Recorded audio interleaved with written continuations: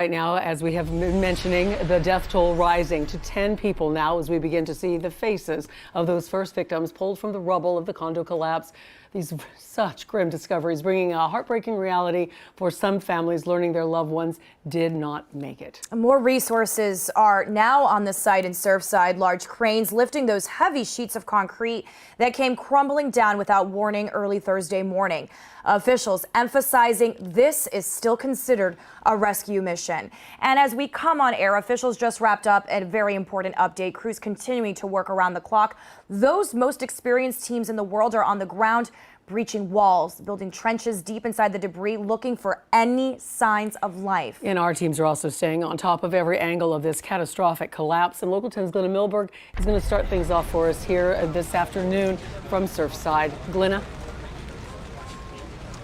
Christy, in the last couple of days, I'm at the briefing site, just a half a block down from the building where all that work is going on. And the past couple of days, I think the people, the teams, all hands on deck, a lot of the politicians and the leaders have tried to make what is a seamless sort of military style logistics.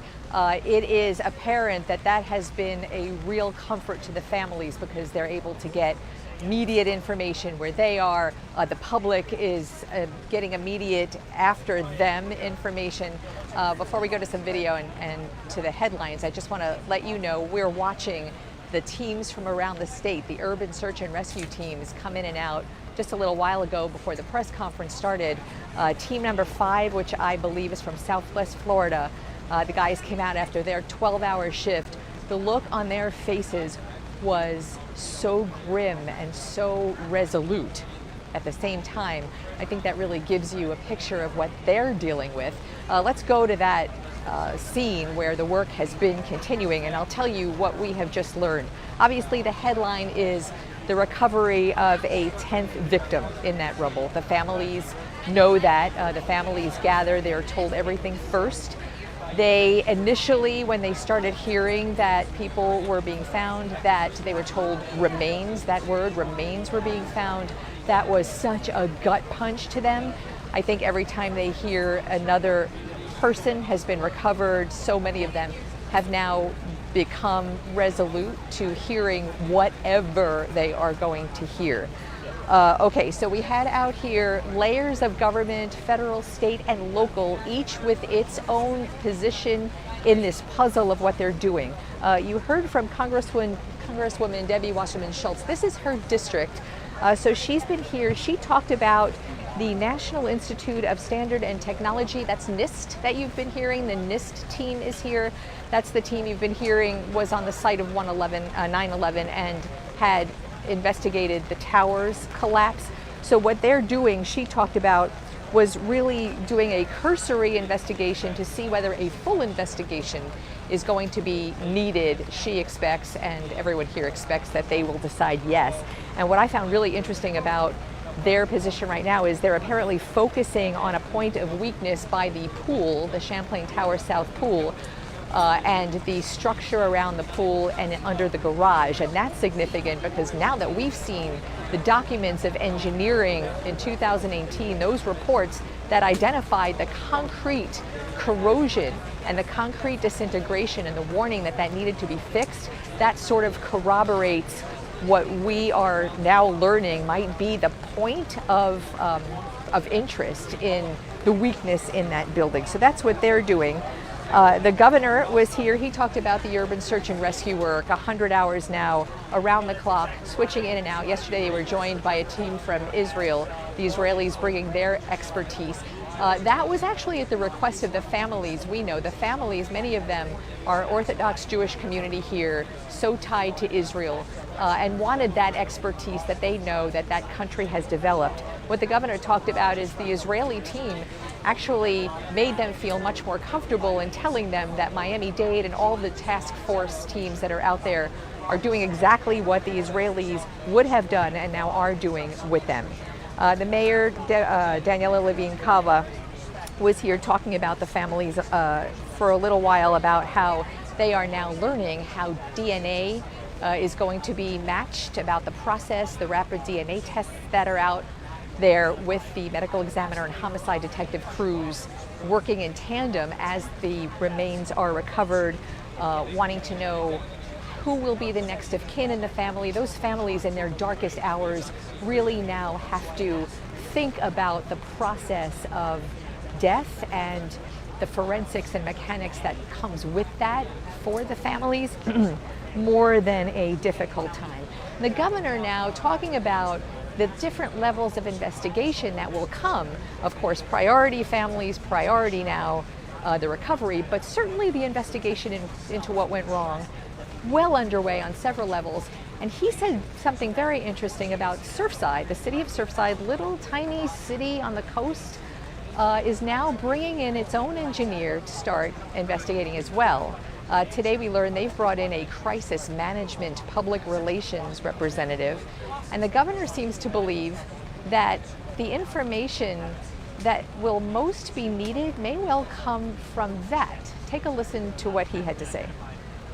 Surfside has retained people to look in, and then obviously Miami-Dade with the state attorney, they're doing an investigation.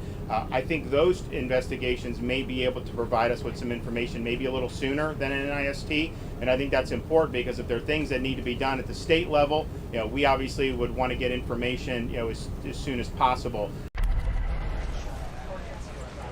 So the city of Surfside and its building department have really come into focus and now under a bit of scrutiny. We had been reporting about that over the weekend. On their city website, and anybody listening to me can go on the city website and see the links. It is all public information, as is building information anywhere in any city in the well, I should say in Florida. I'm not well versed in the United States, but this is all public information that no one really ever looks at until they need to. And now that we need to, the scrutiny on the public records on how this building was built, the engineers' reporting and findings of 2018, as the building was preparing to do its mandated 40-year recertification, really alarming stuff in there.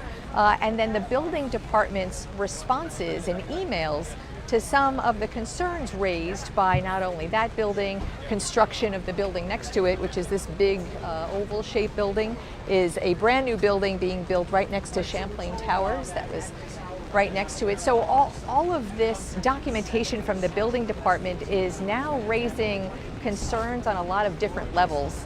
And Surfside is now, and the city and its building department is now under real scrutiny on a lot of different levels.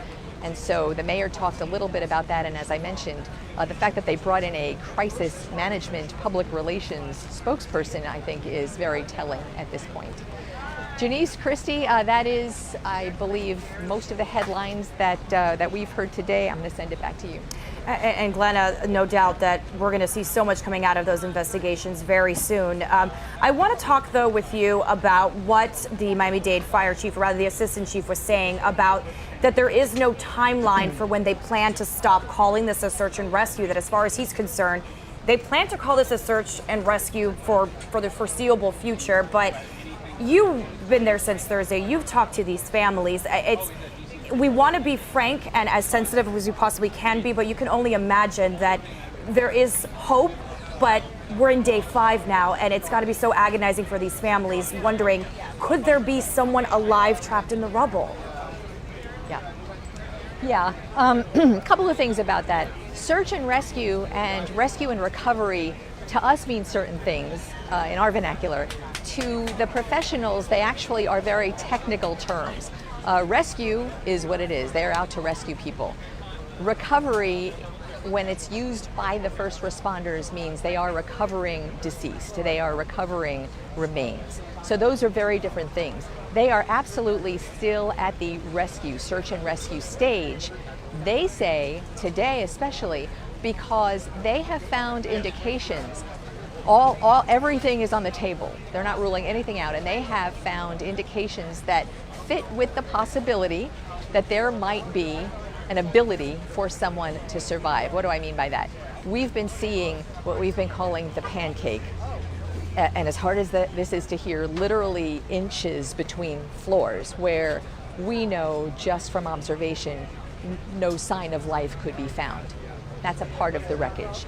they have also found another part of the wreckage that has voids, has spaces. They don't really talk about the size of the voids publicly, but they do say those voids are something they want to look at, go into, find, rule out nothing if there is a possibility that there might be a void large enough, oxygen filled enough to contain a possibility of life. So that is a real dance around the fact that they're not giving up hope. And I think for the families, I'm certain no one at this point wants to tell the families as a collective that there is no hope, because that's not the case. There is hope. It's slim, and they understand that. You know, we talk about the families as a collective, but obviously they come from many different countries, many different cultures, many different experiences. They all have their own processes, their own feelings, their own intentions. But as a group, they are being dealt with as far as being communicated to. So they have decisions to make that I'm sure will be very individual. But right now, as they watch the process and every day they learn whether there's been a recovery, whether there's been someone found, whether there have been, that word remains, which is very difficult for them to hear.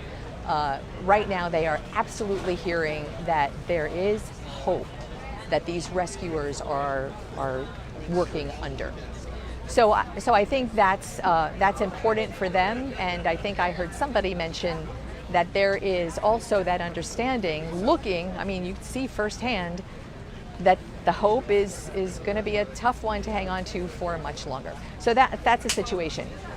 It's status quo as far as search and recovery. They're working around the clock, and the headlines today, 10th recovery. No one discovered alive since the morning of the wreck, about 6 o'clock in the morning.